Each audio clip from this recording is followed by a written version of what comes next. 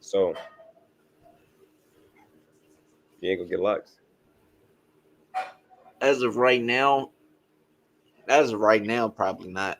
But bro, stuff be changing. I just, bro, to be honest with me, I just didn't like that feeling of like, I'm gonna show you. If my stuff was twisted and locked, right? This right here, this little pull, scares me. It feels like this, all my hair just finna come out. I don't. That scares me, bro. I don't like having my hair feel like that. You It's feel is vulnerable. it's scary, bro. You feel like you lacking. I feel like anything can happen, bro. It's just, I'm cool. It's spooky. Hold on, Ronell calling the chat. Hold on. You got it. Easy. Shalom, man. As you come into the live, drop something in the chat so we can see who all in this thing.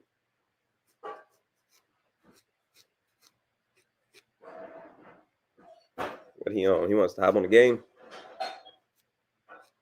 Yeah. I told him we finna teach, and then we'll probably hop on the game. Man, if anybody want to hop on the game, let us know. We be out there. Yeah, you get bit up in anything. Call of Duty, 2K. We got brothers for 2K. We got brothers for Madden. We got brothers. We got brothers for Fortnite. We got brothers for Apex. You name it. We got brothers for all kinds of stuff. So if you want to get bit up in that, lawfully, brotherly. If you want to get did up in Naruto, we got Brawlhalla. I mean, Mortal Kombat. I got you, Ahran. Hey, Mortal Kombat. It's whatever. It's whatever you want it to be. Shalom, Alina. Shalom. It's whatever. We got the elders in the chat. Faithfully. All praises to the Most High.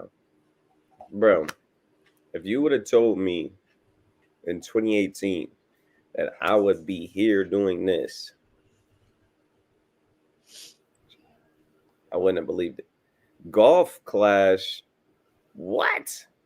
He said, what? I think you might beat me in that one. Let me see. I don't know. I'm going to look it up. If it look like it's something I'm good at, you over with it. No mercy, huh? You finished, I promise. Shalom, Eric Smith. Shalom, King.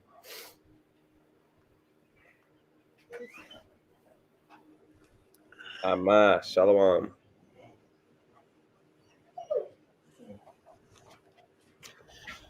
Man, we got a quick one for y'all. Yeah, we do got to go. What you was going to say? Bro, like I said, bro, I need to get back on my on the herb stuff, man. I need to talk to Yashar some more, man. I haven't talked to him in a minute, and it's just better off if I'm doing that. If I'm occupied in that than a lot of other stuff. Yeah, it's a good place to put your. It's a good investment for your health,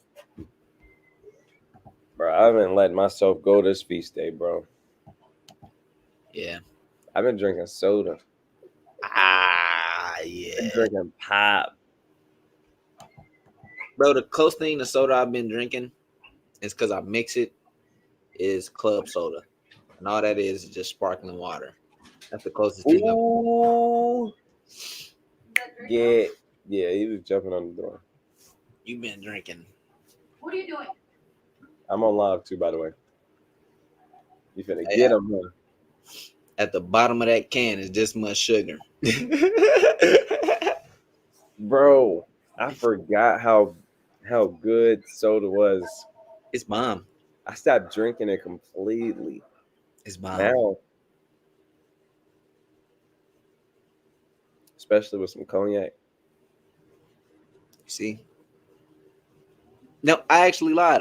I had one Sprite, I think, the other day. It was like 3 weeks ago, maybe. I think I had one Sprite. And Kobe was trying to entice me to go back into some soda. I'm like, get thee behind me, Satan. I had to cast her away from me, like, because I start reminiscing about Dr. Pepper. It's my favorite. My favorite. You said reminiscence. I start really, bro. When Kobe was pregnant, That's all we drank was Dr. Pepper. We brought cans in, like in the apartment. We brought cans of that stuff in, bro. I miss it, but it's all right though. I'm on a better track. You know, I'm a better me now. I'm a better man. Oh man. Yeah, I see how people get addicted to soda. Like after cutting it for so long, I drunk one, and I'm like, I had already made up my mind that I'm gonna drink more. He said, "I already made it up in my mind." I'm deep in there now. The only way out, you're gonna have to pull me out of there, bro. I guess I'll send you some links. You ain't gonna like it. You ain't Bro, gonna like it. I'm not clicking on links, bro. You gonna have to do it, He said, "You gonna." bruh. Oh my goodness. Did you hear me when I said especially with some cognac? I did. Like I'm finna, cause I got a case of soda in there. I got a case of Coca-Cola in there, but I'm all out of yak. Thank you. Bro, just get. You said Coca-Cola? Yeah, Nah, that shit like battery acid, bro. You don't need to be drinking that. bro. You don't need to be- I I don't know. know, but Hey, hey, I just go run a mile. Drink a Coke and then go run a mile. you know what's crazy? What's up? Today I ran my block 3 times. Yesterday I ran it like 6 times with a sprint, Mm. and man, it was tough. Like my ankles was weak. It's crazy. He said, man, it was tough. As soon as I start jogging, like my ankles start feeling weird. It was bad, bro. I was like, when your ribs start like cramping and stuff. Yeah. Yeah, that's how I was feeling, but bro, it was worth it. It was worth Melodic it. Jones said it cleans battery acid very easily. Yeah, it'll clean your ankles up very easily too. that's what it'll do. All your ankle tissue just deteriorating. Bro. And you know what's crazy? It's like every time I'm drinking soda, for the most part, ooh, do it again. Do it. You gonna get in trouble, dude. You know, put him down there. Now you gotta go in there. See that? He's just excited. Um, man, bro. It's a feast day. I've been telling myself, man, I can drink. I can drink a little beer here, a little yak there. So man, like I have been sticking to the like this morning. Like I like drunk some melon, blended up some melon. So I've been trying to like feed myself a little bit, like some good stuff. You've been trying to balance wickedness with righteousness, huh? Bro, I gotta show the chat some of this right here.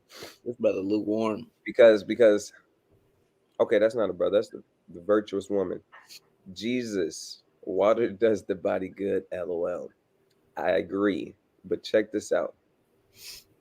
I'm gonna put y'all on what Yashar put me on. This right here. Like this summer, I was like I did sports. Me and Ahran did sports, our whole lives for the most part, especially throughout high school. And this is the most hydrated I felt. It was, well after high school. It was this summer that just passed. It was just after this. And it was when I was eating and drinking watermelon every day. Like I was buying big watermelons, like 30-pound watermelons, seeded watermelons. I think one of the watermelons I got was almost like 40 pounds. It was huge. But anyways, like sadly, I think I got some old watermelon in my freezer from the summer. I need to throw that away. I'm glad I have. Can you throw that away for me? And it's from one of them big watermelons. All right, anyways, it says, what is the purest water on earth? It says the water inside of fruit and vegetables is the purest, healthiest, and cleanest water that exists on earth, known as H3O2. Plants are the only thing that can turn inorganic minerals into organic minerals for the body during its self-filtration process. H3O2, water is living enzyme alkaline electric water. So H3O2, you'll see that it's also known as living water, right? You'll hear people say like bad stuff about, okay, check this out. I think this is the one I really wanted. It says water found inside of fruits and vegetables is the purest, cleanest, healthiest water you can drink, known as H3O2. This highly structured water is referred to as the fourth phase of water, not H2O, but H3O2, and can be called living water. It's more viscous, dense, and alkaline than regular water, has a negative charge, and can hold energy much like a battery, and deliver energy too. So I noticed, like if y'all was on the chat, when Aharon said this, we we ran into a Hebrew Israelite, and his name is Yashar, and he waxing mighty in the truth. Um, but he's a herbalist, and he was just giving us a lot of information when me and Aharon did some work, like work for him, work for his business this summer, and he was on our head, man. He caught me drinking an energy drink.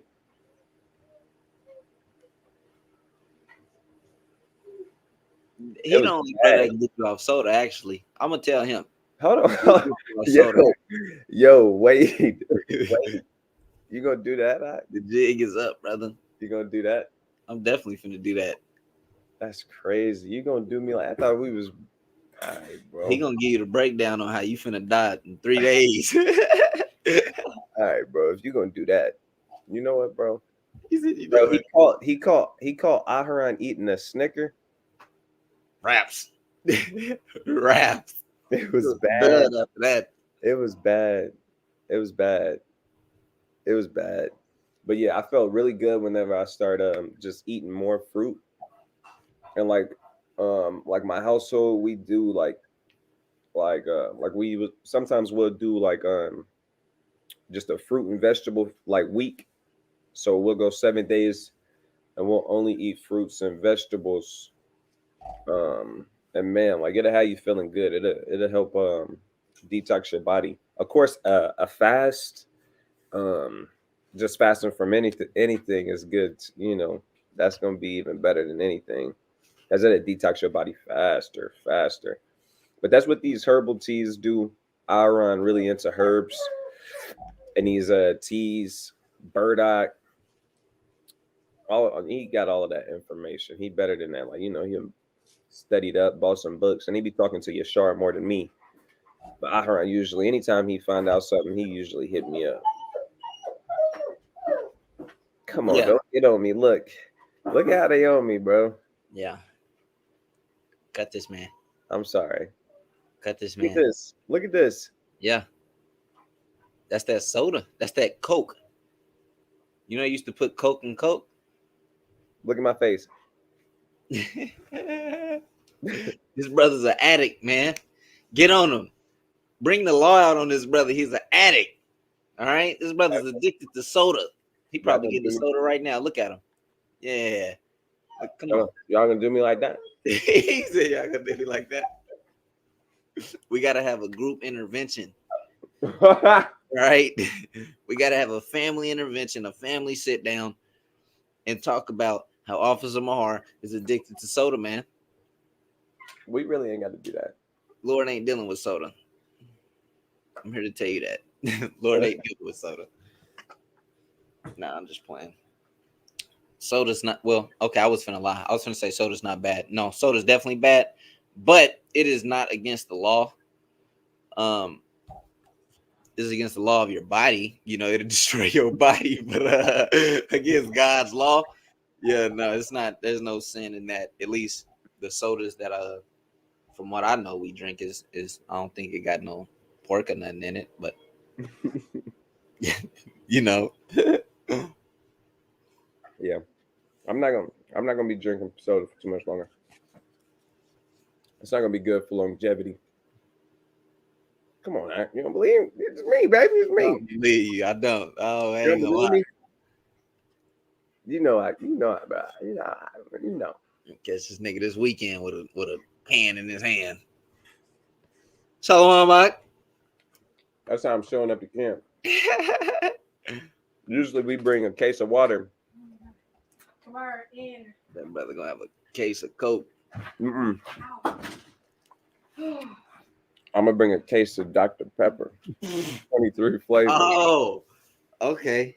I got you. Oh. No, I got you. I got you. Hold on, brother. Why you making it about you, bro? No, Bro, why you do that? I like Dr. Pepper. Huh? My rib like Dr. Pepper. Nah, brother.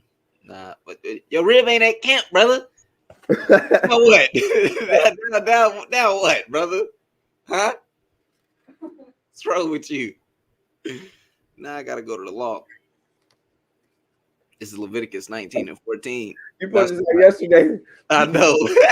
Thou shalt not curse to death, nor put a stumbling block before the mind. You gonna put a stumbling block in front of me, brother?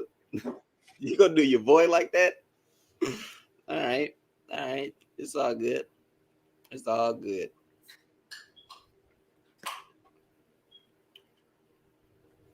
Well, let me get some. Bro. What? Was that a can crack in the background? Huh? Hey, what? Bro, you crazy, bro. This nigga go. He go. I heard a. That nigga said, "Let me get some." Oh man, that's actually funny. That's actually fun. Oh yeah, now you back, huh? Soda was hitting. Look, somebody probably talking to him about soda right now. You want another drink? I ain't gonna lie, bro. This is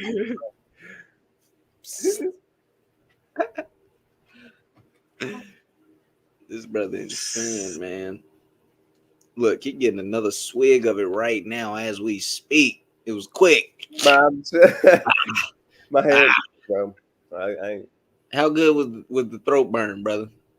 You already know the burn was good. I already know.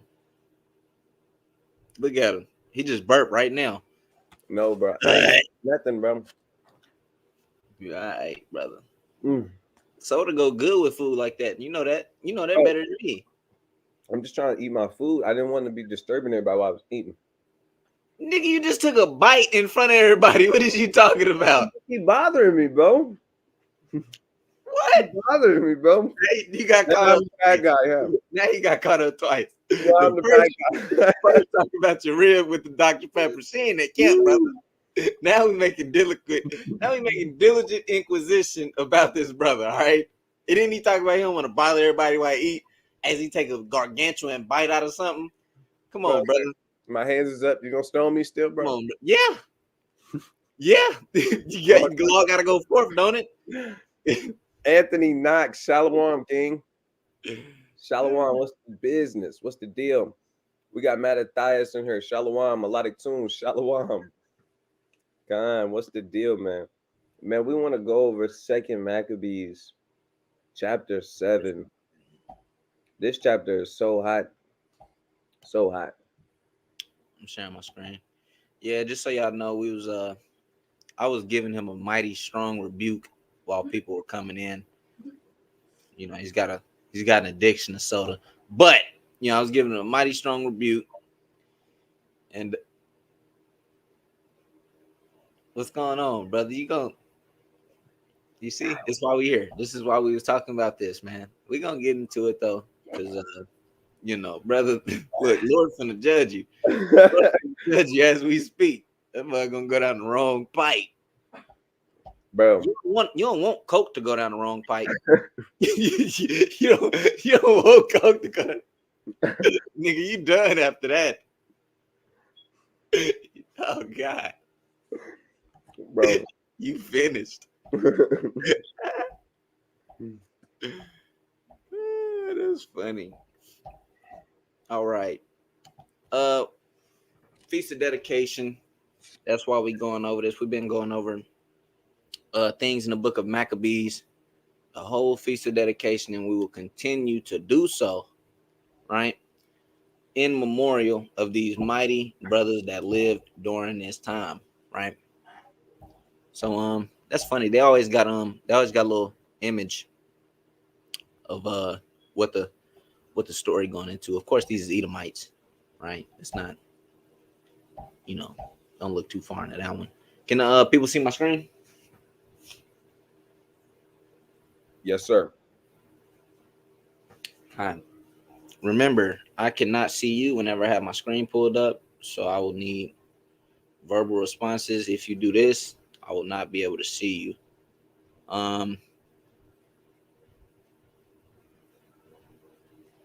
Hey, Salaki, it's one of the brothers I'll be watching about the health thing right now. He, posted a picture about Hanukkah. All praises. Tomorrow, I'm gonna send you a screenshot of this. Not a screenshot, but I don't know. But let's get into it, right? This is 2 Maccabees chapter 7 and verse 1. And it came to pass also that 7 brethren with their mother were taken and compelled by the king against the law to taste swine's flesh, and were tormented with scourges and whips. This is how important it is, right? Whenever we go into the scriptures and we always talk about swine and we all talk about pork, it's so prevalent. Pork is prevalent because it's known as one of the most unclean beasts on the earth. You can get, I believe my grandmother told me, she said she had got parasites from eating pork, so she no longer can eat pork. Right? It is a naturally unclean beast. The Lord literally made it a damn trash can. So our people are not supposed to eat pork. 100%.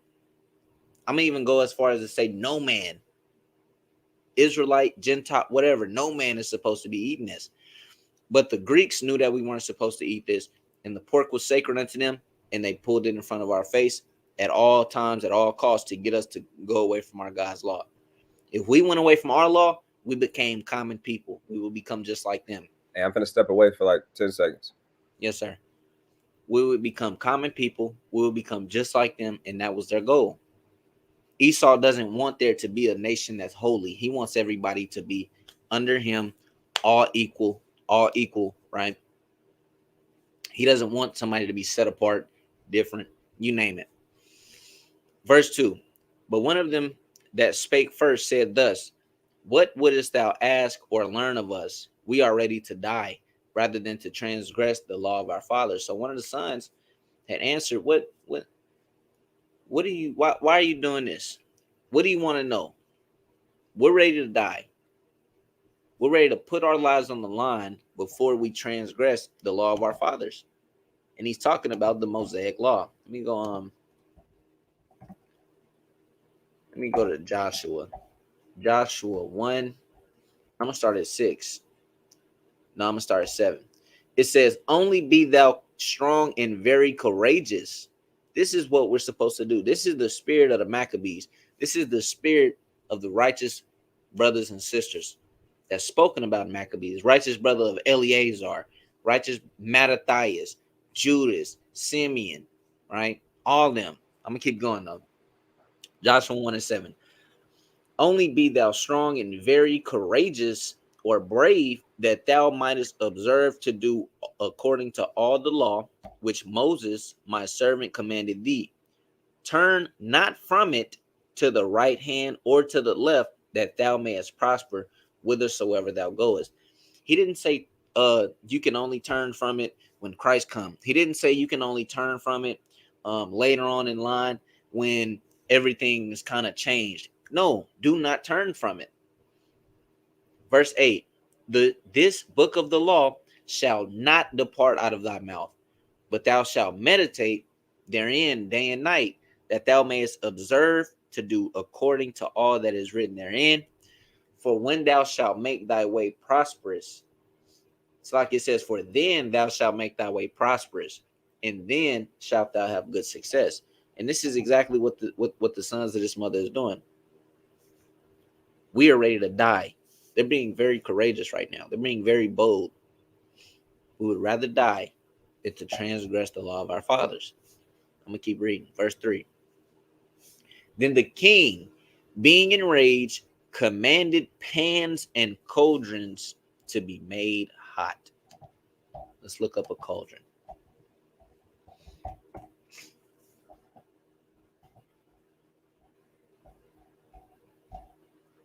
I didn't mean to click that one.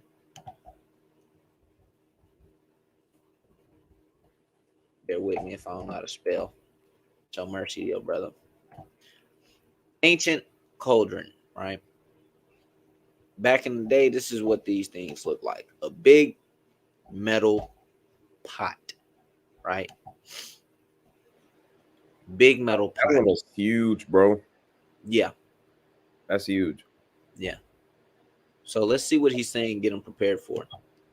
And the king, being enraged, commanded pans and cauldrons to be made hot, which forthwith being heated, he commanded to cut out the tongue of him that spake first, and to cut off the utmost parts of his body, the rest of his brethren and his mother looking on. So the king commanded to cut his tongue out and to cut his body up, right? Now, when he was thus maimed in all his members, he commanded him, being yet alive, to be brought into the fire and to be fried in the pan. And as the vapor of the pan was for a good space dispersed, they exhorted one another with the mother to die manfully, saying thus. So, more than likely, they had cut off this man's arms and legs to the wit he could not escape because he was still alive, right? I do want to grab it in the GNT as well, because I know certain parts in here that's probably going to be easier to understand.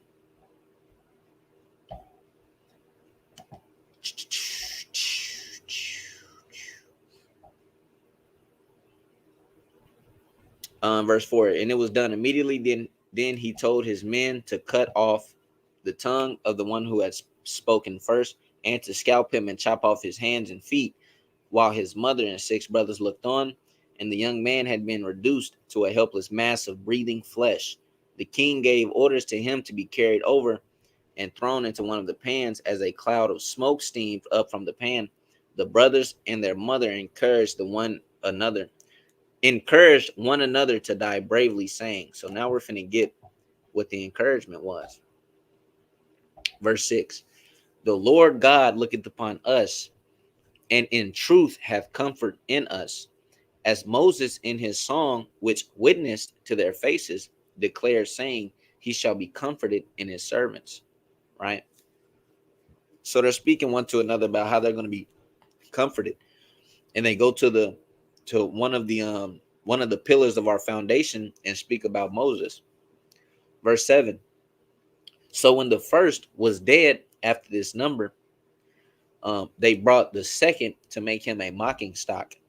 And when they had pulled off the skin of his head with the hair, they asked him, wilt thou eat before thou be punished throughout every member of thy body?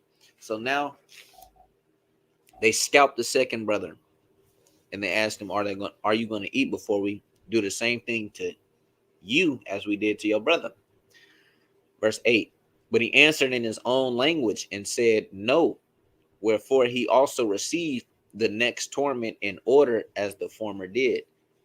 And when he was at the last gasp, he said, thus like a fury taketh us out of this present life, but the king of the world shall raise us up, who have died for his laws unto life.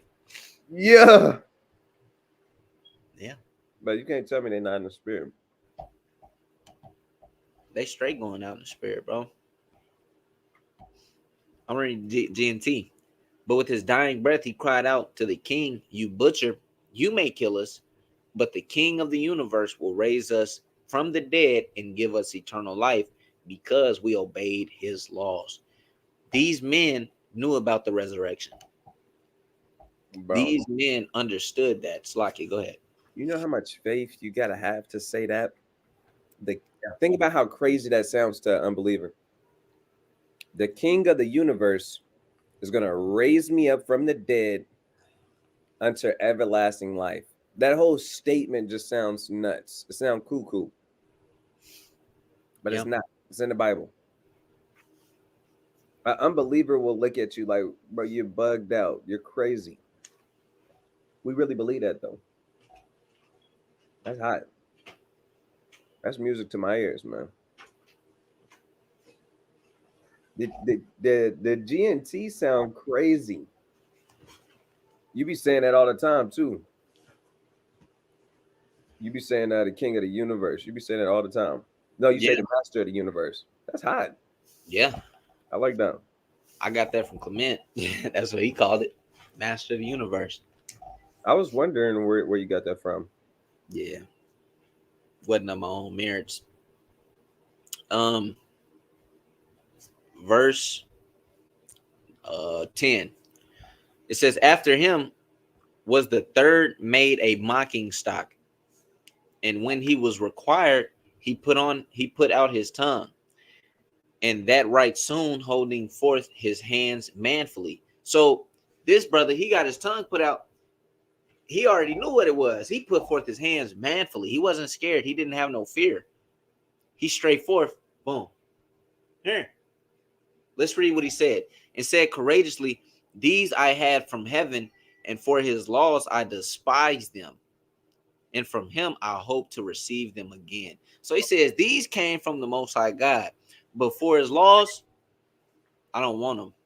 Ooh, I don't want them. bro. They What? hard. They hard. Go ahead. Bro, I ain't even gonna say nothing. That's just hot. That's just right. For his laws I despise them. And from him again, speaking on Yahweh, I hope to receive them again. Right? We know how our God works. There is nothing too hard for the Most High God. There's nothing too hard for the Most High God, right? So we as a people should have that kind of faith. Yeah, you can take my arms now. Yeah, you can take my legs, but I know my God can give them back. It's simple. I have that faith, right? That's what you're supposed to have. That's what we're supposed to be walking with. We're not supposed to fear men and what they can do. I believe the scriptures even say that. He said, God is on my side. Whom shall I fear? You shouldn't fear anybody if God on your side, because you have the Most High God on your side. He's the master of everything. Like the brother said, I'll be saying, he's the master of the universe. Right? Let's keep reading. Verse 12. And so much that the king and they that were with him marveled at the young man's courage, for that he nothing regarded the pains.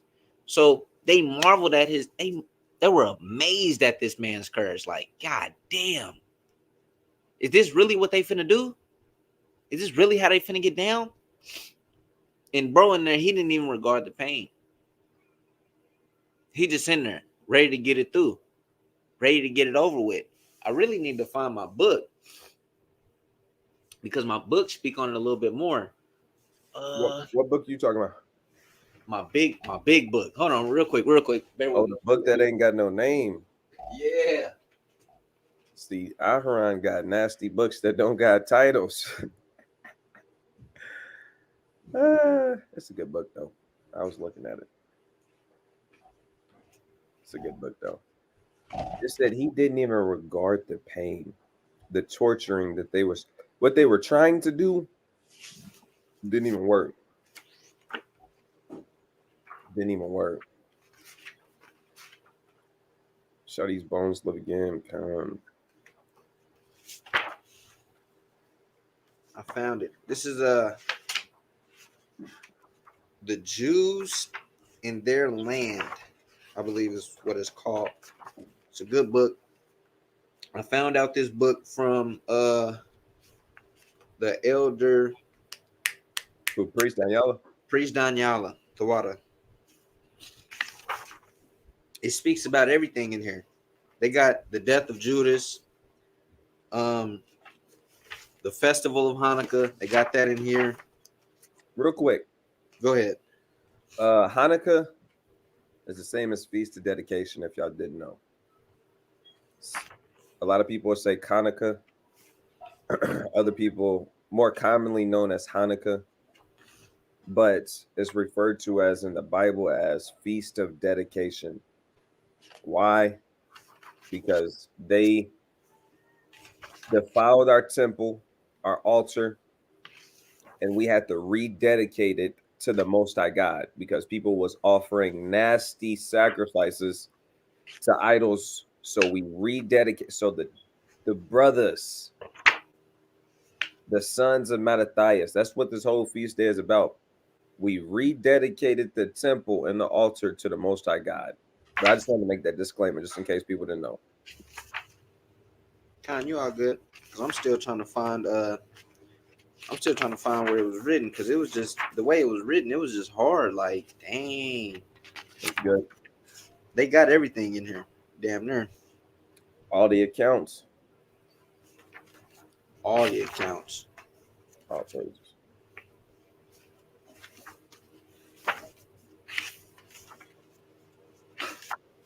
It's a big book, so hold on. Bear with me. Yo.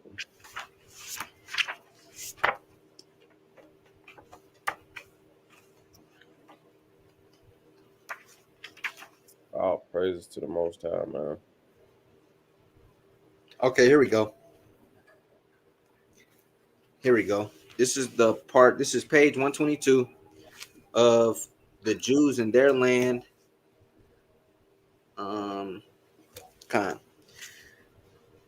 It says they describe the Jewish Torah. When they say Jewish, it's not talking about the Ish people, it's talking about us. They describe the Jewish Torah as a philosophical conception of the world and its adherents as philosophers, and even compare the position of the Jews among the Syrians to that of the Brahmins among the Indians, an attitude quite different from the one generally adopted toward foreign nations in Greek historical works. That's not the point. Here we go. Hecataeus describes, so Hecataeus, I believe, is a historian, describes how Jews were ready to give their lives for the sanctity of their faith, how they would suffer every kind of torture and anguish, die the cruelest of deaths, rather than to violate Torah of their ancestors. That's hard. Come on. This is during the Hellenization period, right? Because they were literally torturing us every kind of way.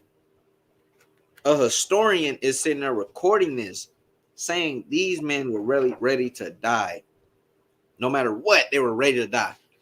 To another person who doesn't have the faith, they would say, why not just eat the pork? Why not? That's not what it's about, man.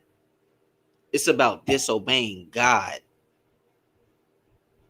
We're not trying to disobey God. This is why you see men on the highways and byways. This is why you see brothers going through all kinds of hell in their life. You name it. It's because we do not want to disobey God. That's it. That's it. There's nothing else behind it. God said so. That should be all for anybody. Oh damn, God said it? Okay. Me not do it. Yeah. That should be it. Really don't. Shouldn't be nothing else. Can you get it back to my screen unless you got something? Nope, that's on you. Con.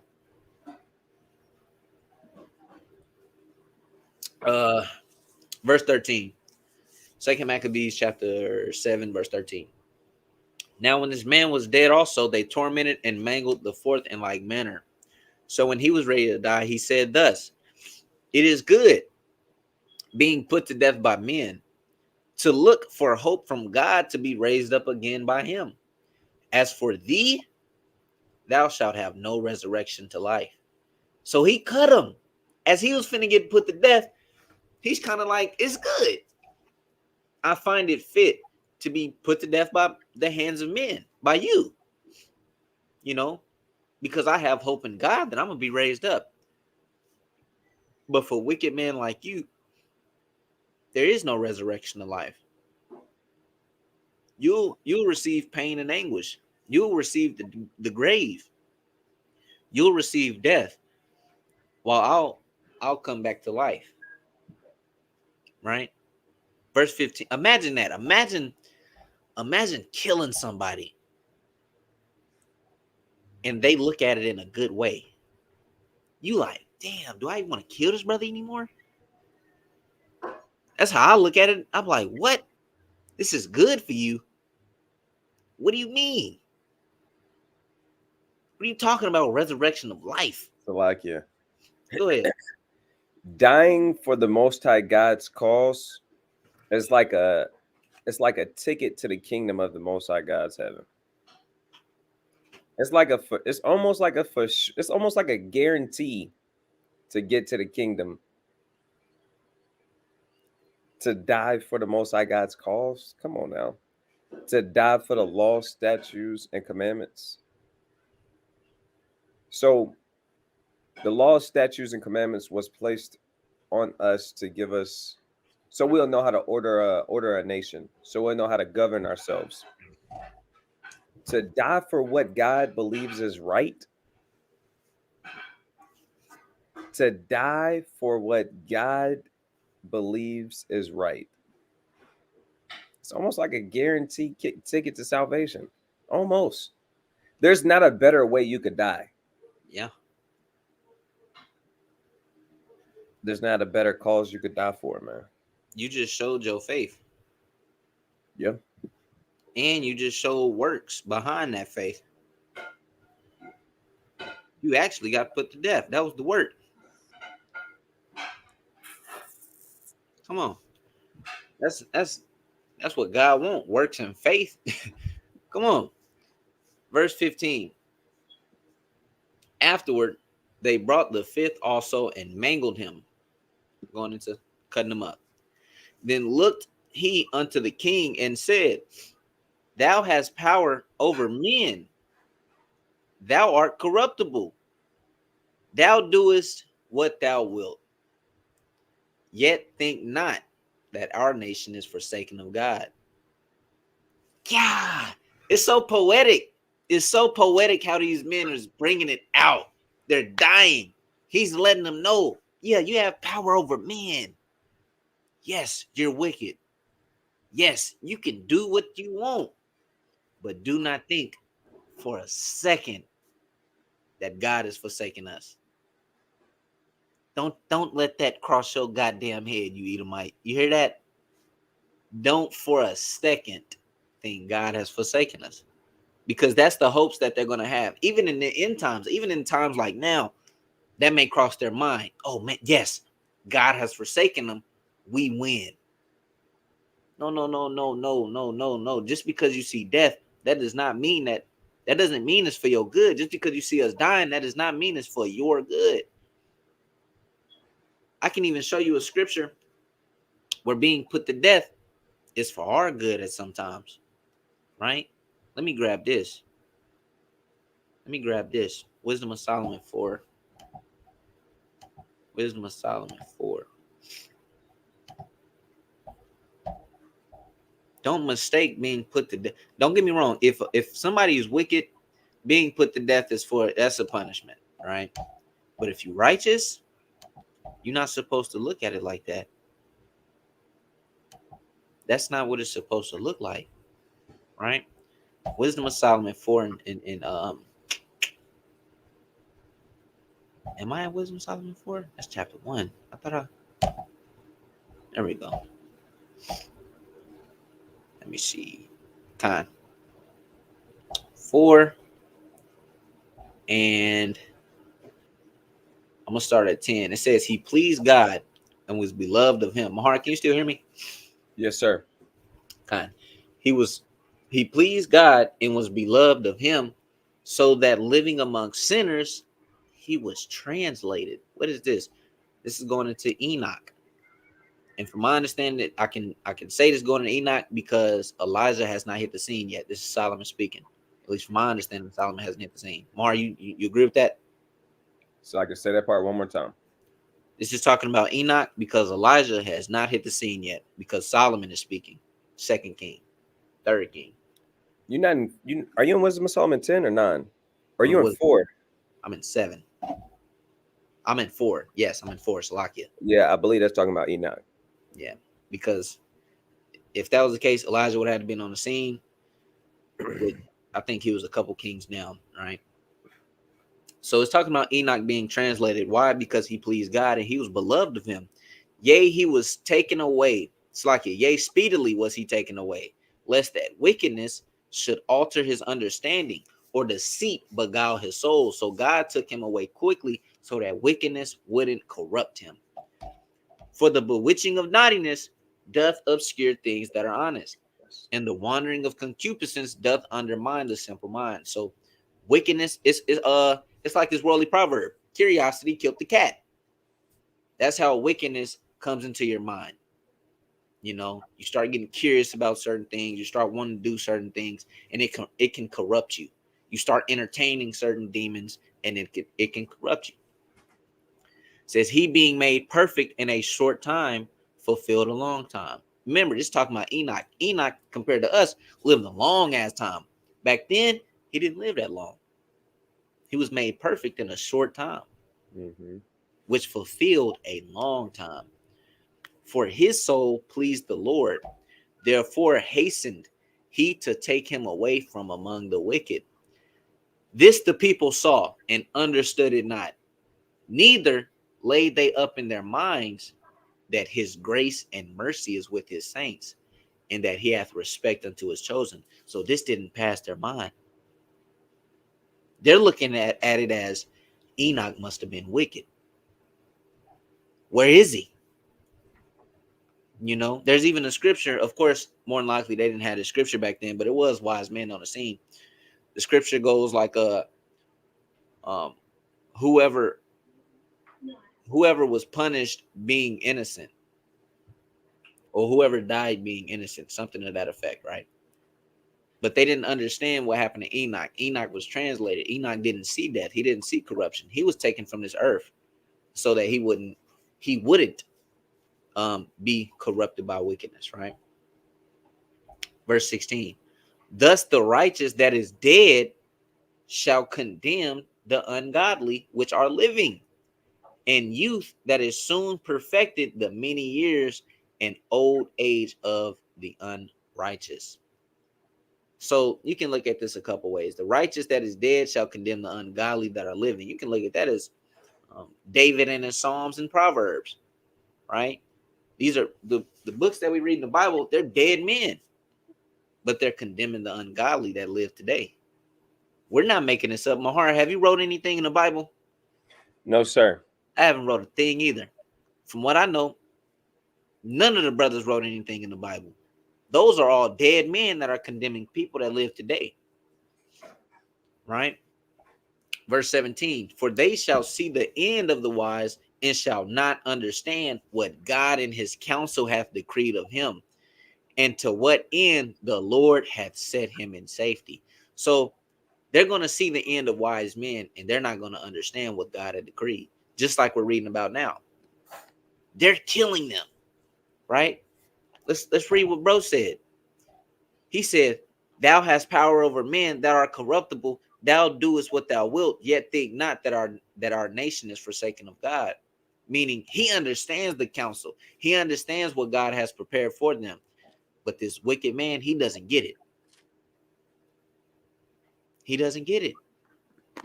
The men that died by the hands of those wicked doers, guess what? The Lord hath set them in safety. They are no longer subject to the wickedness of the world no more. They made it. They endured. Right? Verse 18. They shall see him and despise him, but God shall laugh them to scorn. And they shall hereafter be a vile carcass and a reproach among the dead forevermore. So they're going to see these men, these righteous men, they're going to kill them, so on and so forth. But God is going to laugh at them because they don't understand what's going on. Mahar, did you want to add something? Quick precept. This is Daniel chapter 12 and verse 10. It says, "Many shall be purified and made white and tried, but the wicked shall do wickedly, and none of the wicked shall understand, but the wise shall understand." And you can touch on that. Kind. It says the wicked shall do wickedly. And read that one more time. Slakia. God, it says, "Many shall be made," so like it says, "Many shall be purified and made white and tried, but the wicked shall do wickedly, and none of the wicked shall understand." But So the men that's going to be purified and made white, those are the righteous men. These men are being purified right now, and they're coming out pure. They're being tried as gold is tried in the fire of adversity. Their faith is getting put to the test, and they're coming out gold. And the wicked, they're continuing doing wickedly. We see they killed the first, they killed the second, they killed the third, they're just going to keep on going because they don't have no understanding. They don't get it. They don't get how through their works we're being made more righteous. They don't understand it. Yet they never will understand it, right? Let me keep reading. Verse 17. It says, "But abide a while and behold his great power, how he will torment thee and thy seed." So bro put a curse on them. Bro told, yeah. Bro said, "But you stay alive for a little while. You stay here. You stay living. After I'm dead, you stay living for a little while. And you're gonna see how our God works. You're gonna see how he's gonna torment you and your seed after you." Right? Verse 18. "After him also they brought in the sixth, who being ready to die said, Be not deceived without cause." So don't be deceived and not know what's going on. I'm gonna put you on game. "For we suffer these things for ourselves, having sinned against our God. Therefore, marvelous things are done unto us." He's letting them know, you're not killing us by your own power.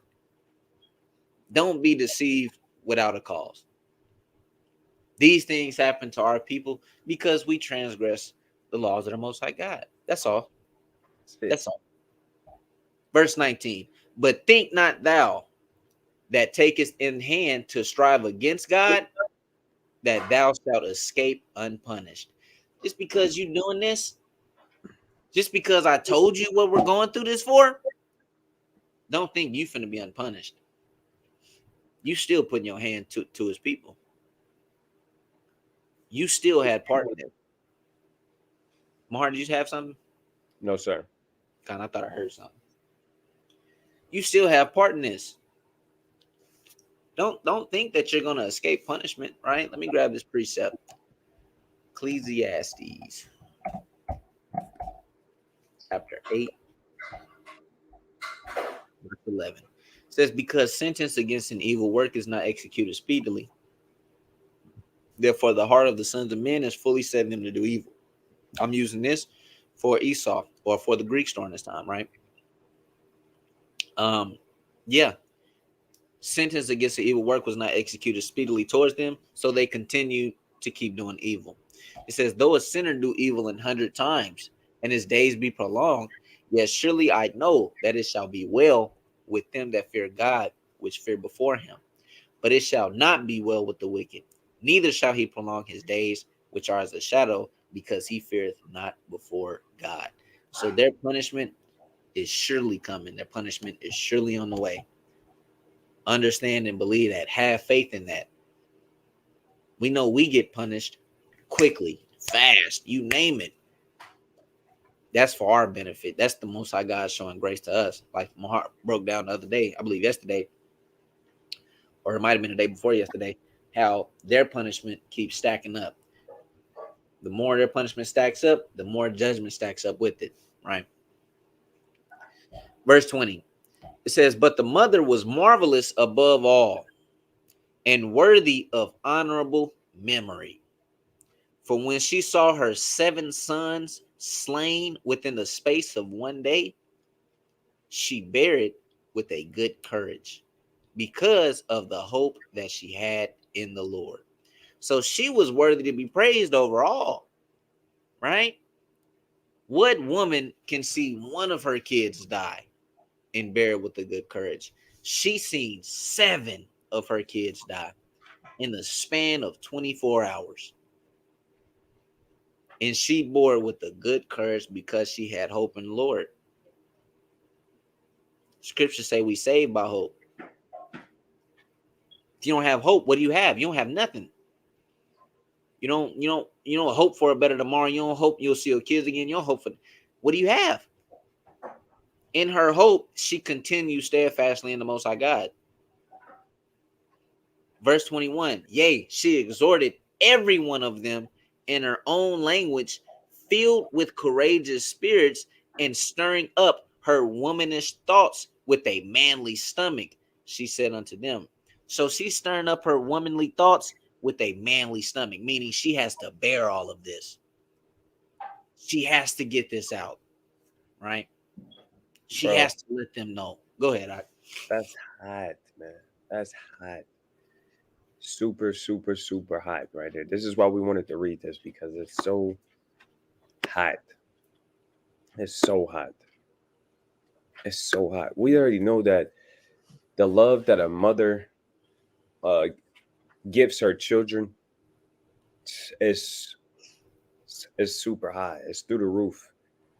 Um, a lot of people would say that um, it's no one that loves harder than a mother and her, like a mother loving her children.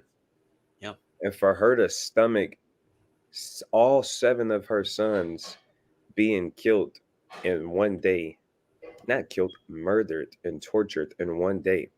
Yeah. And she not giving up on the Most High God, it speaks volumes.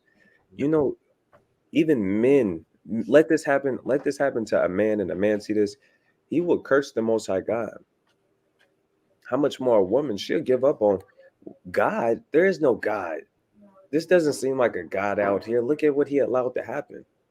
But I'm gonna read that part in the GNTI. Kind. So I'm at 2 Maccabees 7:20.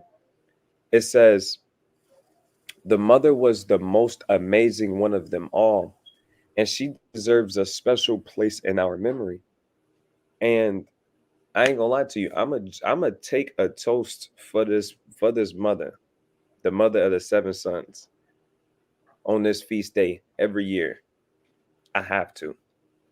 It's what better time than a toast and remember. What better time? Like, there's no better time than on the feast of dedication. I can't think of a better time. So I'm glad we're reading this tonight. I'm gonna take a shot, and I'm gonna reflect on this. It says a special place in our memory.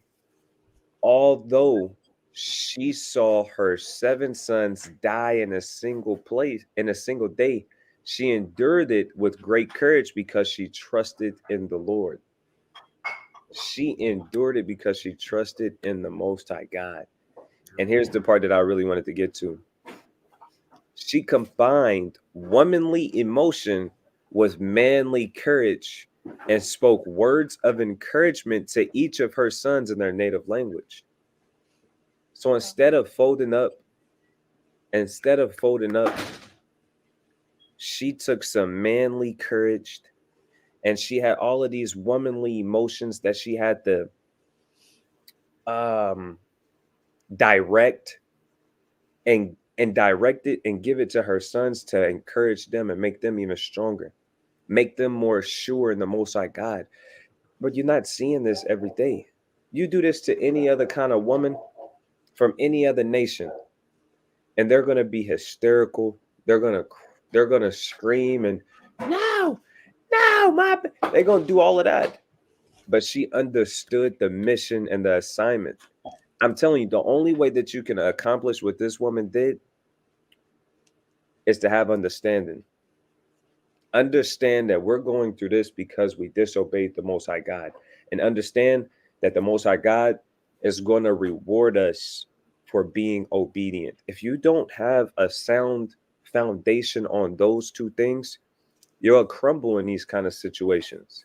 The only men and women that's going to stand so boldly, stiffly, and be unmovable in a scenario like this is the ones who actually put their trust, their faith, and their hope entirely in the Most High God. And their foundation is the laws of the Most High God. Their foundation is obeying the Most High God. No other type of person would be able to endure that. Not how she did. Not how she did. It says she was kind of more worthy to be praised than even the sons. Think about it. Think about it like this. It speaks volumes, bro. Yeah. To sit there even as a man, trying to just seeing one of my sons get tortured, it'll break me down. It'll break me down on a certain level. To watch seven of them back to back to back in one day. That's not nothing to take lightly. This isn't just a story. This isn't just a fable. This is actually real life history. This is our foremother who endured that.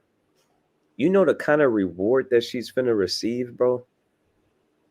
The kind of reward is, bro, I gotta grab that in Matthew. You pulled it out the other day, man. And then I'm gonna swing it back to you. You know what I'm talking about? I want to say Matthew 10. You sent it to me the other day. You got to paraphrase for me? Hold on, I think I got it. No, I don't have it. Basically, you receive like tenfold or hundredfold. You know what I'm talking about? I don't know if I sent that. I think I remember somebody talking about it at camp. Okay, that might be what it was. I gotta find that real quick, guy. Matthew 19 and 29. Okay, that feel right. I don't know why that feel right. Okay, Matthew 19 and 29. 19 and 29. It says, okay, I knew it was at the end of the chapter. Matthew 19 and 29. It says, and everyone that have forsaken houses or brethren or sisters or father or mother or wife or children or lands for my name's sake shall receive 100-fold and shall inherit everlasting life. She's going to be taken care of. The sons are going to be taken care of. They let go of everything. They let go of everything. They let go of everything. Like they're going to be blessed. Yeah. They're going to be blessed and honored forever. By just showing faith, bro. They're going to be straight 100-fold. I don't think y'all understand what 100-fold is. It didn't say twofold, tenfold. It said 100-fold. They're going to have everything. They're going to have everything. They're not going to want for anything, bro. They're going to be straight. Yeah. Their kids going to be straight. Their kids, and kids going to be straight. When you're talking about an inheritance,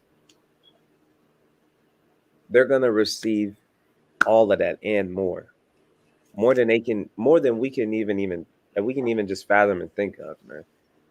All praises to them. All praises to the Most High God, of course. But man, they're gonna be blessed. They're gonna be blessed. Yeah. They gave us a notable example on what to do.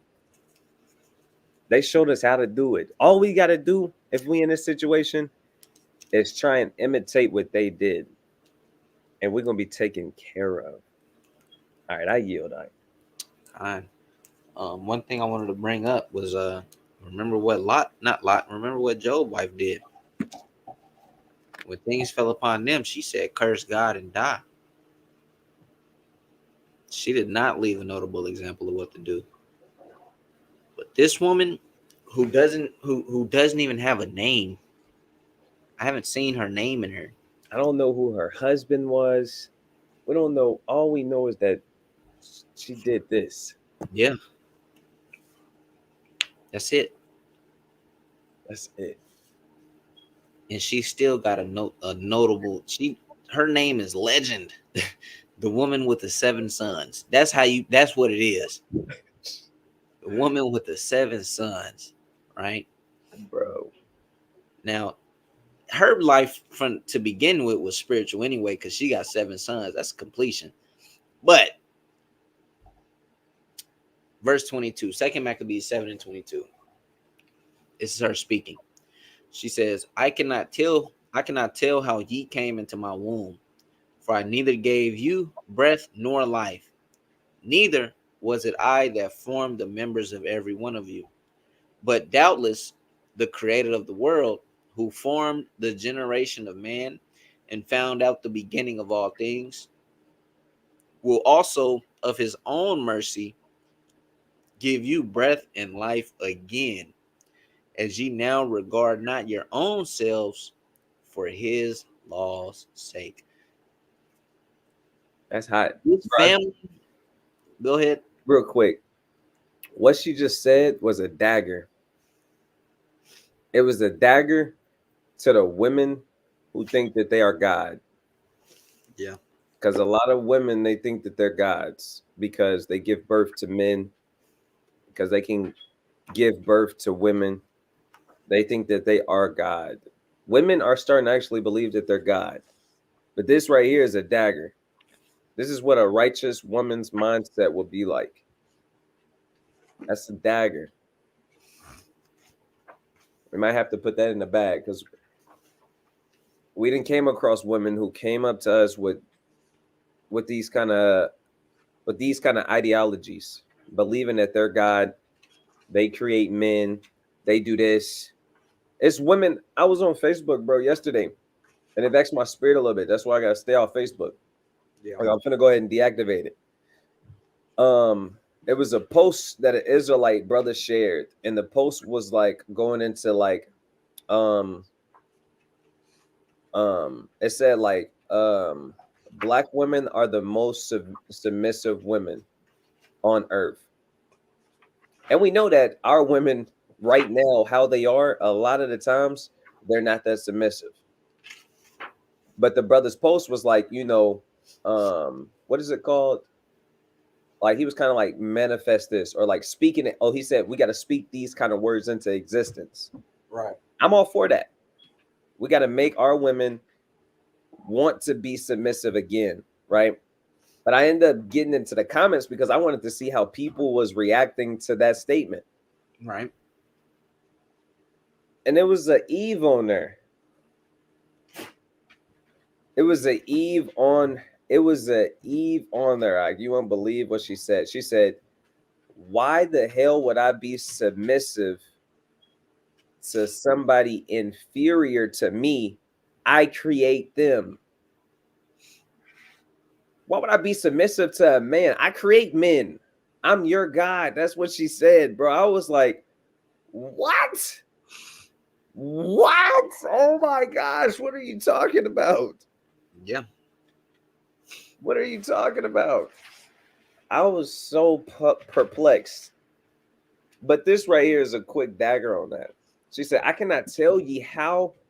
It says, I cannot tell how ye came into my womb, for I neither gave you breath nor life, neither was I. Or it says, neither was it I that formed the members, every one of you. But doubtless the creator of the world, but doubtless the most high God, the creator and master of the universe, he was the one who formed the generations of men. You need a woman with this kind of mindset. This is how we want them. We got to make our women women again. They got to want to be submissive again. This is a righteous woman. We giving credit. I'll say this. If an Israelite brother, this is how you know a brother is off. If he reads this and he don't give credit where credit's due to this mother of the 7 sons, we got to mark him because he's off. He weird. Brothers love giving credit to women. I love it. I am amazed. I love giving credit to where credit is due. You do something good and powerful in the eyes of the Most High God, we're going to praise you for that. We're going to reward you for that. We're going to reward you for that. We're all for that. You got to see. You got to. But what we're not going to do is praise and reward women who are doing the opposite of serving the Most High God, who are blatantly going against the Most High God and his wishes and his commands. We can't do that. So I just wanted to go into another righteous spill because a lot of people got this perspective on Hebrew Israelites that we hate women, that we don't give women no credit. No, we give credit where credit is due. We love our women, especially the ones who are submissive, especially the ones who actually God-fearing women. You're gonna get glory for being on a court with the Most High God and with your husband. Even if men don't see how righteous of a woman you are, man, the Most High God see it. You know, so don't let certain stuff get into your head, because these women out here will literally tell you that they have one bad experience with a Hebrew Israelite, and they stop serving God. I actually seen that. Aharon, can we make this up? No, we can't make this up. You have a bad experience with your husband in the truth, or with an Israelite you were courting, and now you stop serving God. That don't sound right. He do something you don't like, now you don't serve God. What? Those the kind of she's powerful. She did this. It don't mention nothing about where her husband was. that nigga was probably already dead.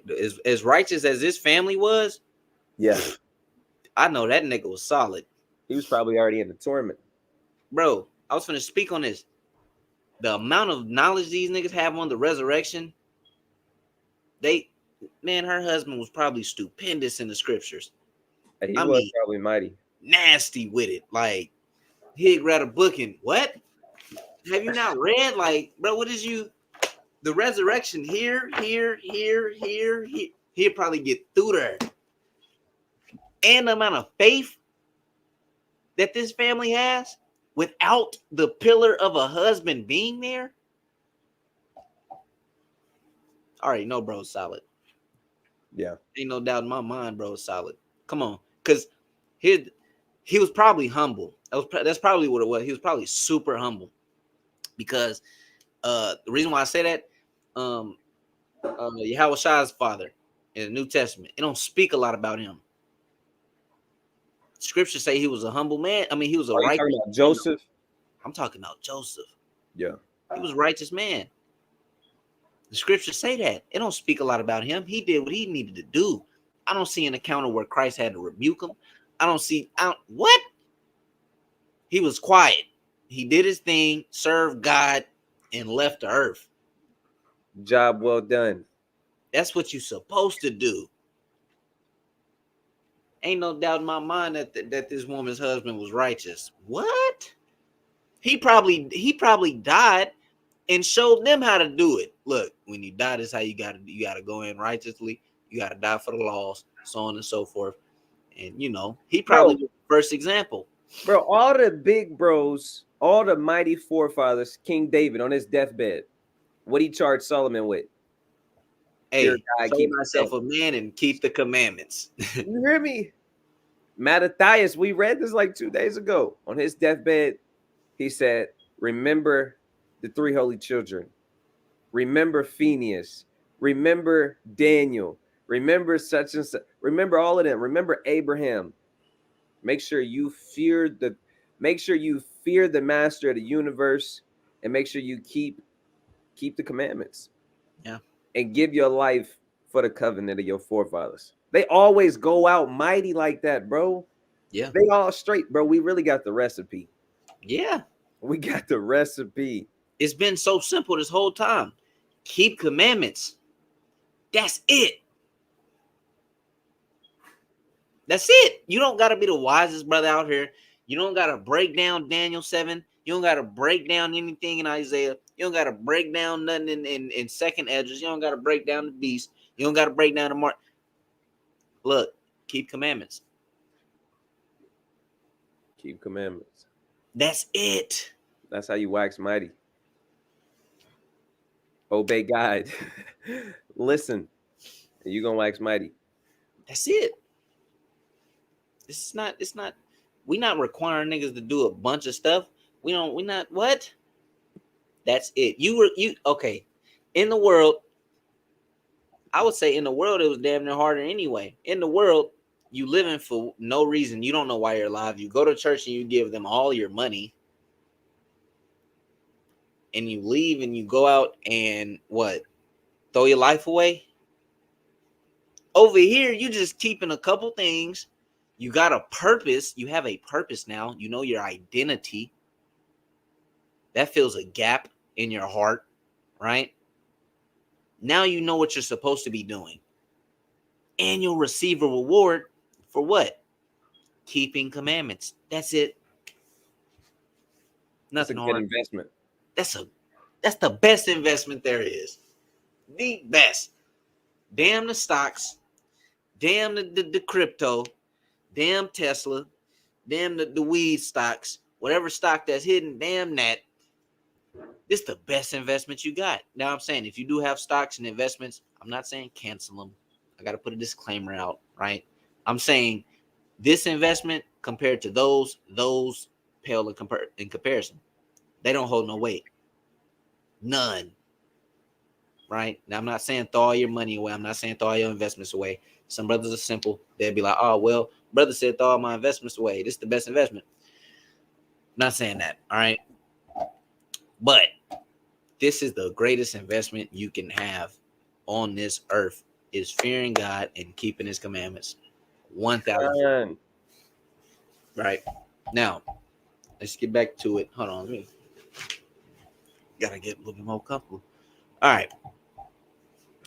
2 Maccabees chapter 7, verse 24.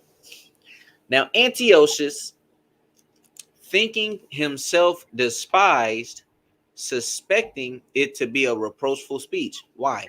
He speaks Greek. They're speaking in their own tongue. They kept telling you this. They're speaking in. Bro over there said la'ah. This Greek don't know what the hell la'ah mean. What do you mean la'ah? What are you talking about? Right? So he's thinking he's getting despised, which he is.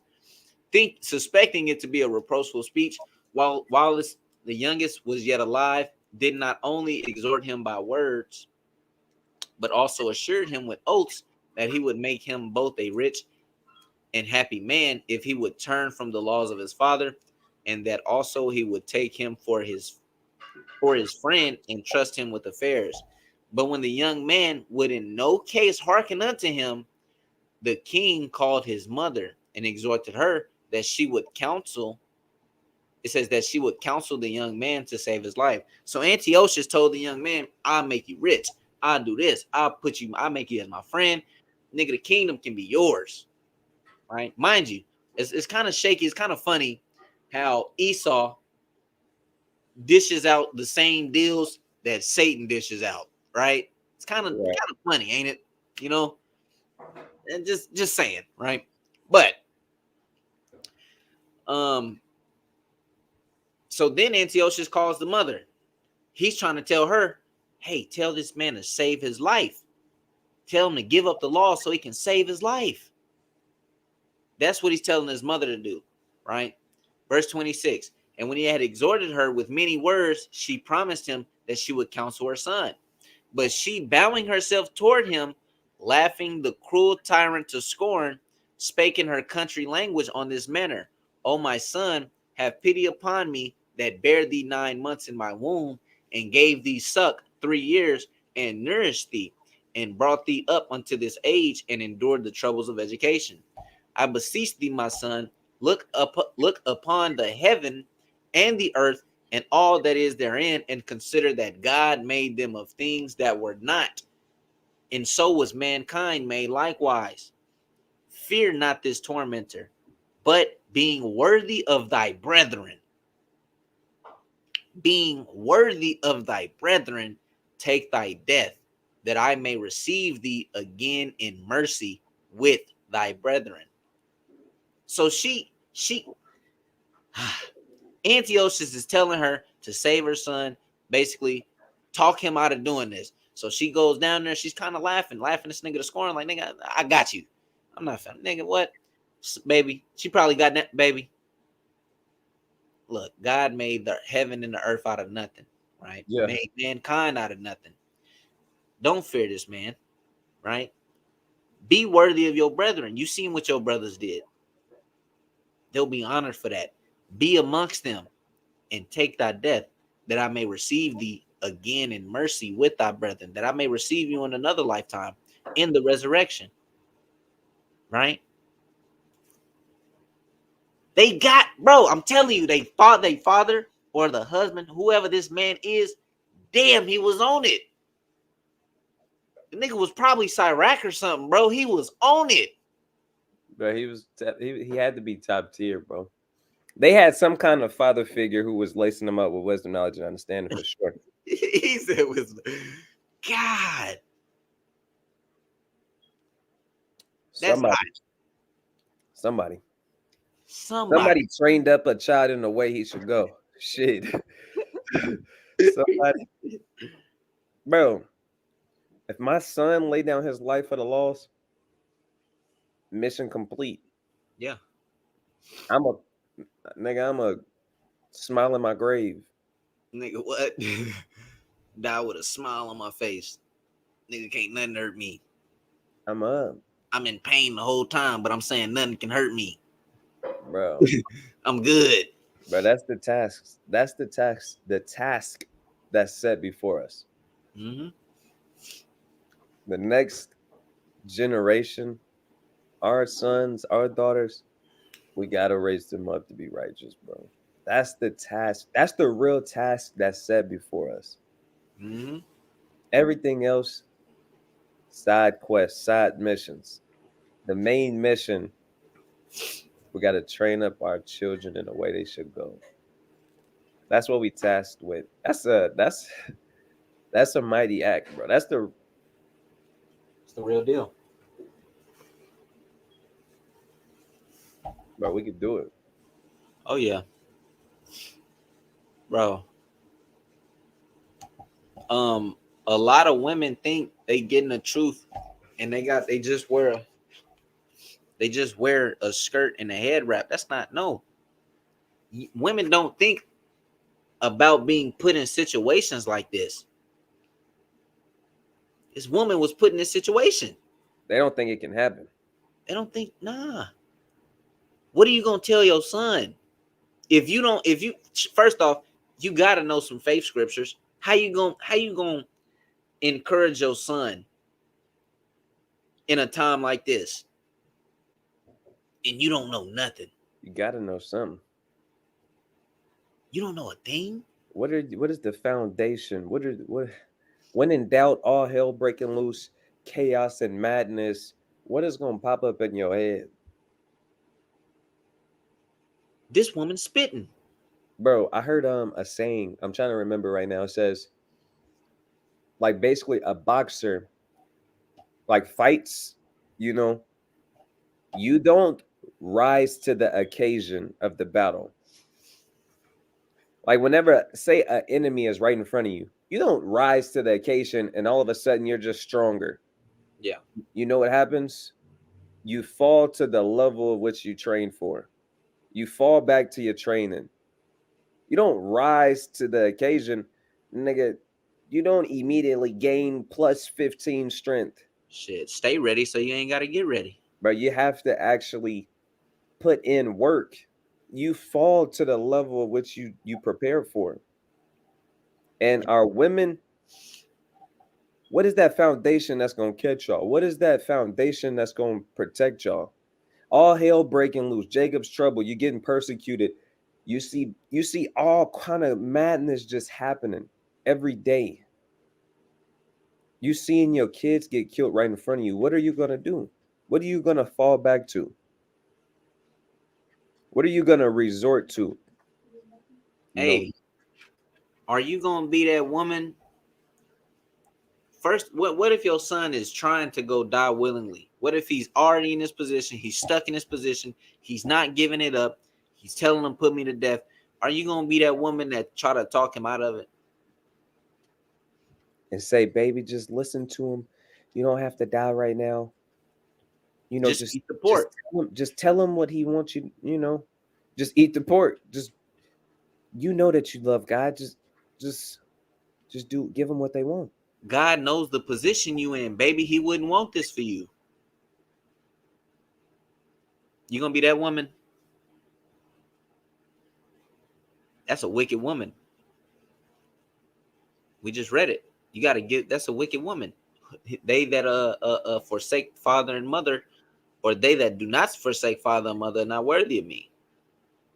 It's not talking about forsake as in just don't talk to them or cast them off. But if they go against the will of God, I have no parts. You do your thing, you know. Don't be that woman. Be the woman that's encouraging, right? Because this woman she's spitting. She on fire, bro. Yeah. Verse 28. I beseech thee, my son, look upon the heaven and the earth and all that is therein. Oh, nope, I'm at 30. It says, while she was yet speaking these words, the young man said, whom wait ye for? I will not obey the king's commandment, but I will obey the commandment of the law that was given unto our fathers by Moses. So he's talking to the son. He ready to get this over with. He looked straight to Antiochus. Who you waiting on? Yeah. Who you waiting on? I didn't tell you to wait. Nigga, come on. Let's get this over. Let's knock this out. You ain't made your mind up? He's letting them know my mind is made. I'm not going to obey your commandment. I'm going to obey the commandment of God, right? The law of Moses. Bro, he crazy, bro. He's hard. Yeah. Hard. Yeah, all of them was tough. All of them was tough. Verse 31, and thou that has been the author of all mischief against the Hebrews shall not escape the hands of God. For we suffer because of our sins. And though the living Lord be angry with us a little while for our chastening and correction, yet shall he be at one again with his servants. Yeah. But thou, O godless man, and of all other most wicked, be not lifted up without a cause, nor puffed up with uncertain hopes, lifting up thy hand against the servants of God. For thou hast not yet escaped the judgment of Almighty God, who seeth all things. Come on, he hidden. I'm going to keep reading because it's just hidden. For our brethren, who now have suffered a short pain, are dead under God's covenant of everlasting life. Come on. We're going to be all right. It says, but thou, through the judgment of God, shall receive just punishment for thy pride. But I, as my brethren, offer up my body and life for the laws of our fathers, beseeching God that he would speedily be merciful unto our nation, and that thou, by torments and plagues, mayest confess that he alone is Bro, this is my God. first time catching 37. Yeah. Okay, I gotta give a recap because I don't want nobody to miss it. You finna pull up the picture? You goddamn right I'm finna pull up the picture. So this is Second Maccabees chapter 7 that we're reading today. So the other day, it might have been day 2 or day day 3. I'm not sure, but we read Second Maccabees chapter 9, and it's Antiochus, the guy that's laying down. The Most High God plagued him with an invisible and incurable disease.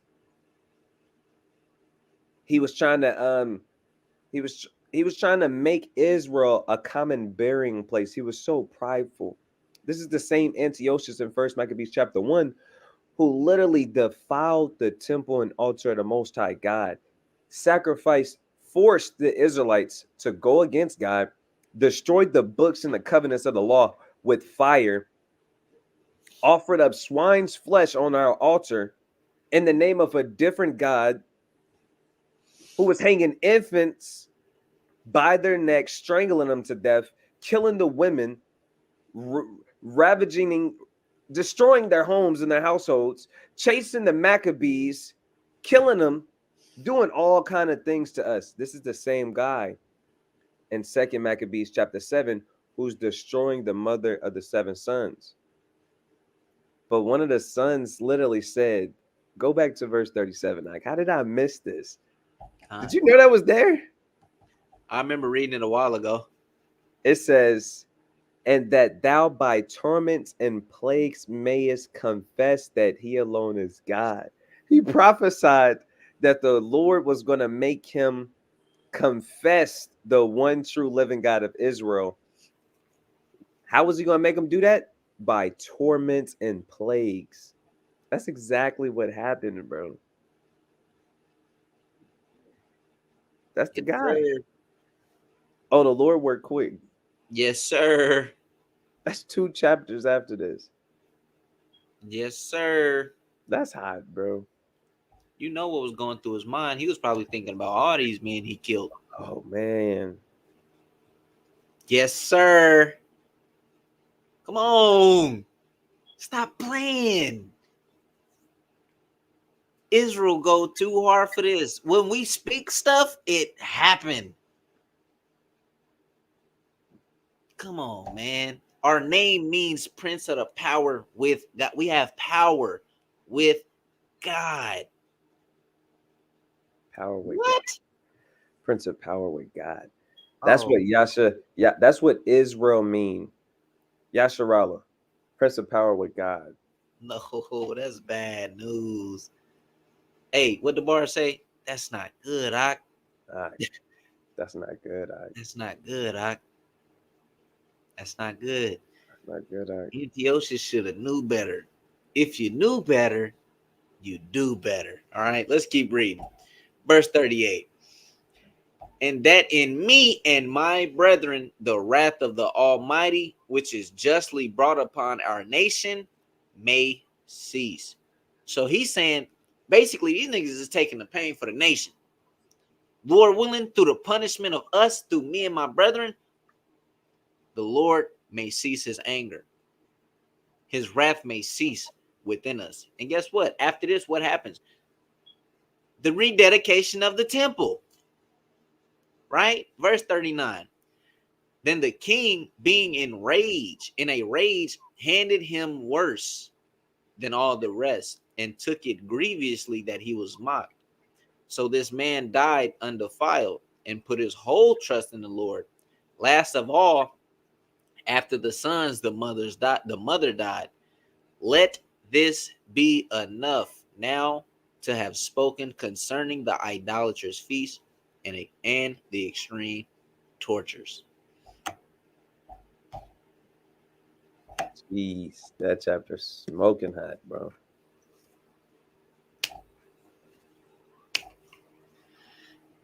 Hey, that's crazy. That's crazy. That's hard. That's hard.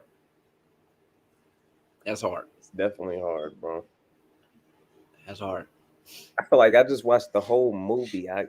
Fucking felt like a play, didn't it? That was that was a movie, bro. God, that's hot. It ain't nothing else for me to say. It's just that I don't want to ruin it with saying nonsense. It's just hot. That was good. This is how we eat on Feast of Dedication, man. Yeah. Sheesh. What the chat got to say?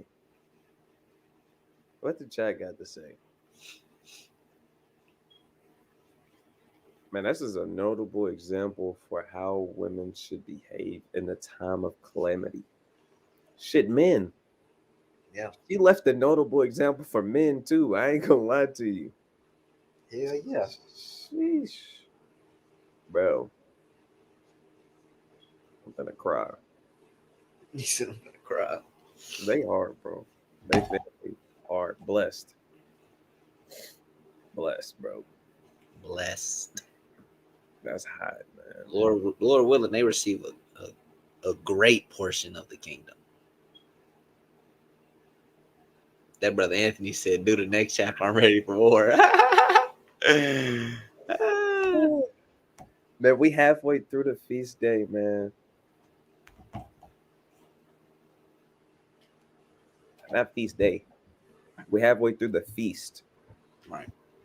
We only 4 days in, man. We got another 4 days. Y'all not tired of turning up? God, man, y'all boys know how to party. Ooh, ooh, Right. ooh, ooh. Hey, Dang. I actually hear that Eleazar is the father. That's what I hear. And the crazy thing is Chapter 6. it's the chapter right before this chapter. That's the crazy thing. I don't know though. I mean, I don't know. It don't say it plainly, but you know. It don't say it plainly, but he was noble. Mighty. He was waxing mighty out there. He was was 90 mighty. years old, man. Yeah. He was mighty.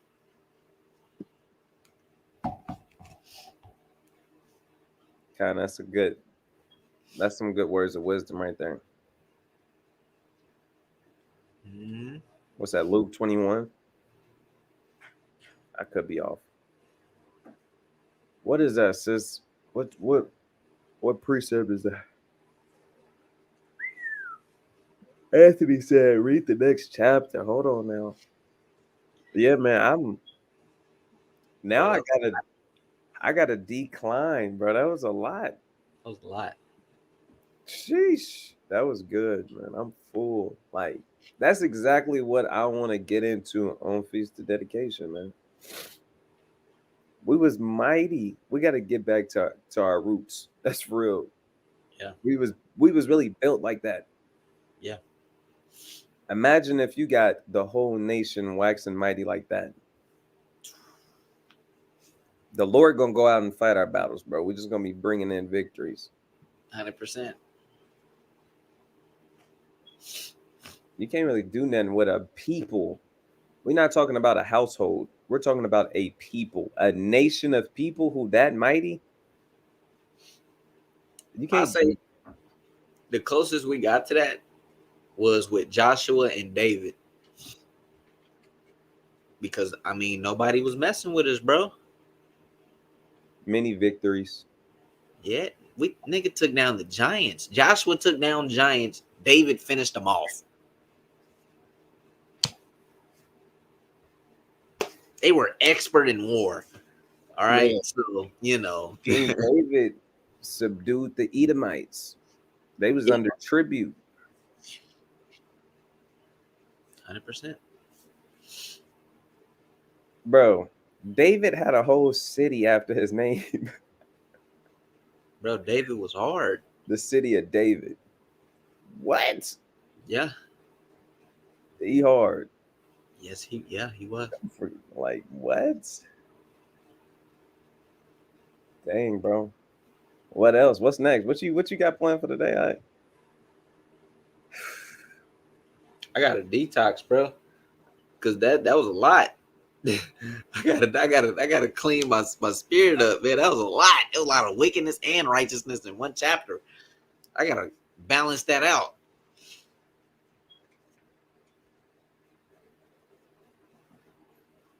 That was crazy. Man, yeah. I can just chill like this for a fat minute, man. We really in Hey, this thing, bro. who knows? Because today is Wednesday, so who knows? If the spirit hop on, brothers, we might do it through the spirit later on. Who knows? I'm just saying who knows. I'm not saying we are. I'm just saying who knows. It's Wednesday, we might do it. Maybe, through the. Gonna pull that out. Let me finish it real quick so you ain't got to worry about it no more. We just had that brother drinking Antiochus right now. That's what Antiochus called drinking before he got that plague, brother. You know that, right? Back then, it wasn't known as Coke, though. It was a Greek word. Same ingredients. Same ingredients, brother. Same stuff, huh? Same stuff. But I heard it was used to clean horse hooves back then, right? But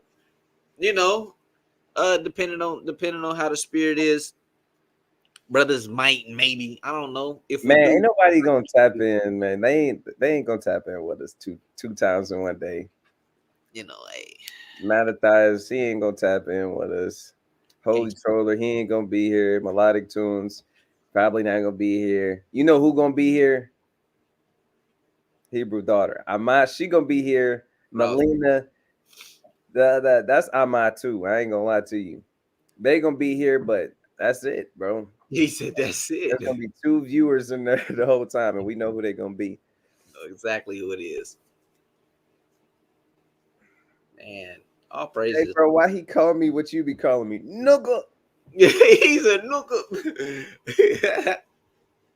Okay, Unique says she have on Mattathias. Say yeah on Melodic Tunes, man. He said he have on, man.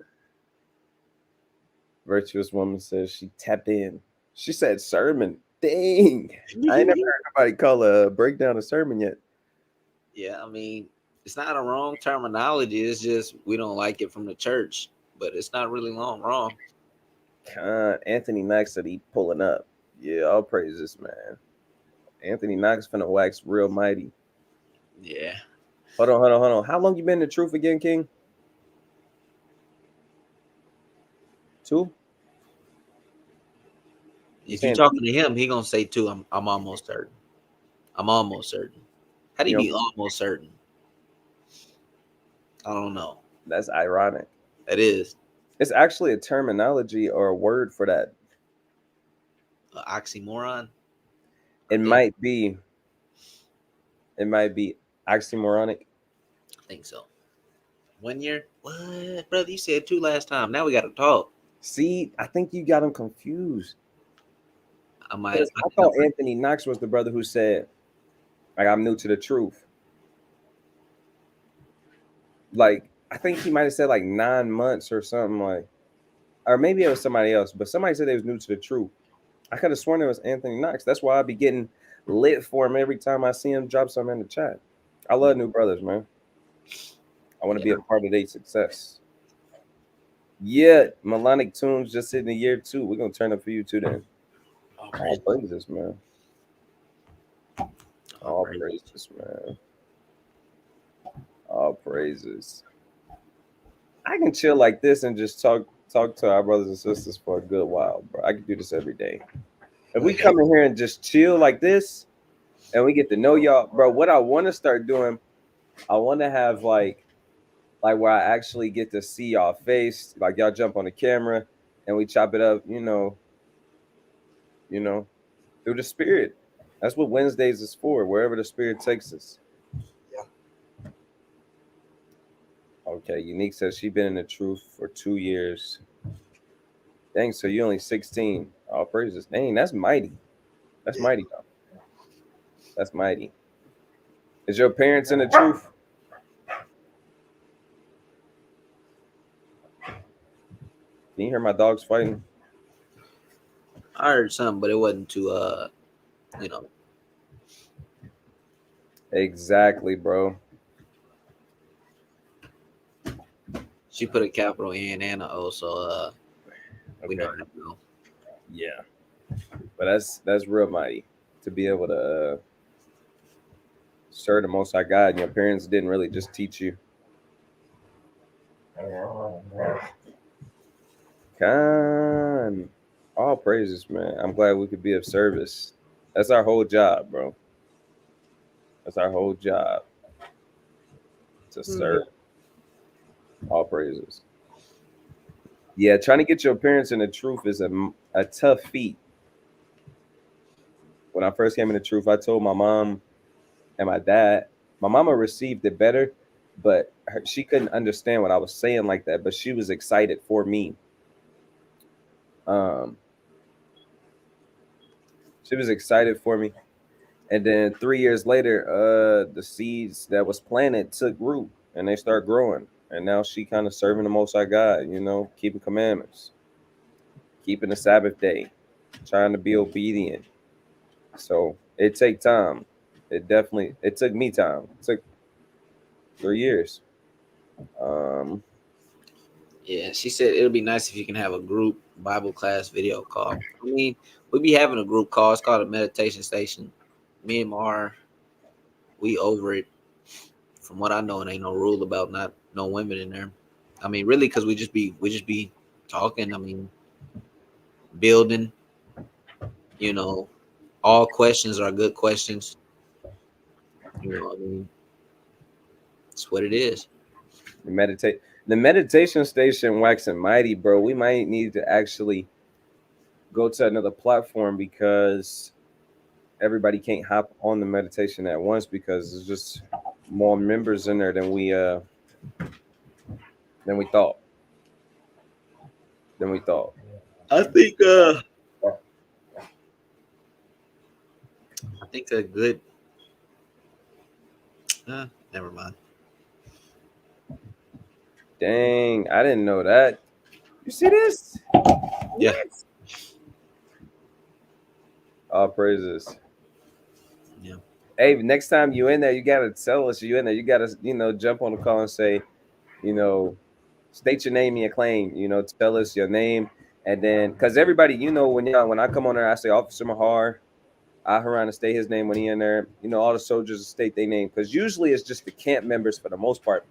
But everybody welcome. We just reading the Bible. We've been reading the whole Bible every Friday. So we started in Genesis, and we in Kings now, and we read about 2 chapters every week on the Sabbath at 9 o'clock. So you gotta say you unique, and then say you watch our lives, and you in the spirit. Right. All all praises. A Rice says she glad to catch us on her kind. All praises to the Most High, man. All praises. So, how long you been knowing about the truth, or how long you been in the truth? I should ask.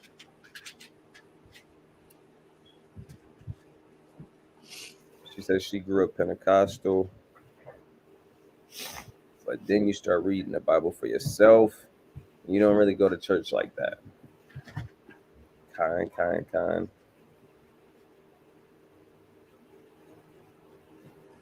Todd's he in the meditation station, man. He be in the spirit. He said, I challenge the nation to randomly go to fast food restaurants and find our nation there and feed the sheep. See, he be in the spirit like that. That's a challenge. That's a challenge. Mattathias said, are we in the bay? No, we are not in the bay. We are not in the bay. We in the middle of the states. We in Oklahoma. I'm trying to get Mahar to move out to Colorado with me so we can start a Sons of Jacob Colorado, but brother like drinking Coca-Cola and stuff, so you know how that go. Bro, if I move from Oklahoma, I'm moving to West Africa. I already told you this. If I move, I'm moving out of the states. For real, bro. Yeah, if I move, I plan on moving. What's up? What you trying to do? See that? You love it here. I'm gonna start calling you Captain America. Captain Babylon. Captain Babylon, bro. Okay, Khan, you do be saying Shalom. Okay. My bad.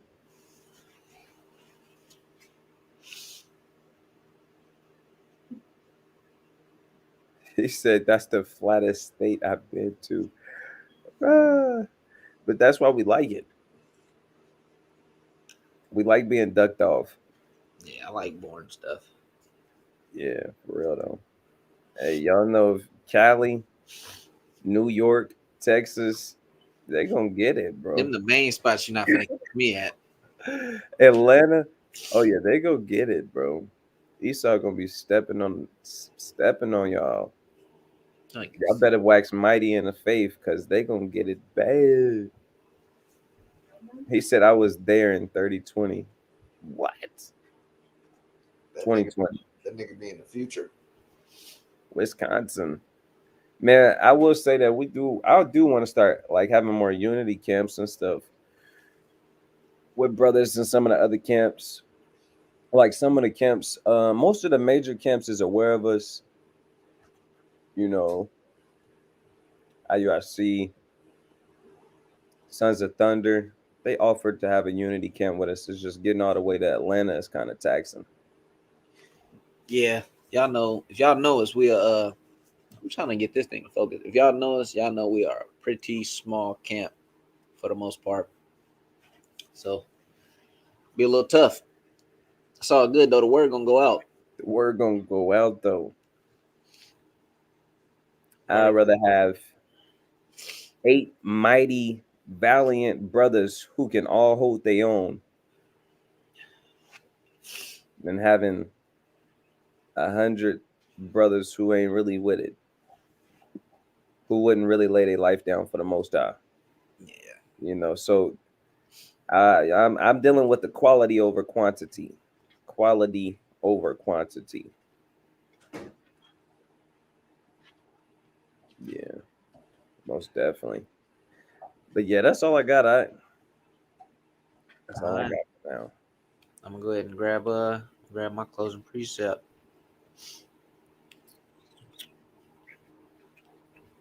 The water y'all for tuning in with us. You know, it's always fun. Second Maccabees chapter 6 verse 26. For though for the present time I should be delivered from the punishment of men, yet should I not escape the hand of the Almighty, neither alive nor dead. It's on you, Ak. This is First Maccabees chapter 1. Excuse me. First Maccabees chapter 2, verse 50. It says, "Now therefore, my sons, be ye zealous for the law, and give your lives for the covenants of your fathers." So we got to be zealous for the Most High God's laws, and we got to be ready to give our life for the covenant of the Most High God. You have to be. If you're not there yet, let's get there. Let's get there.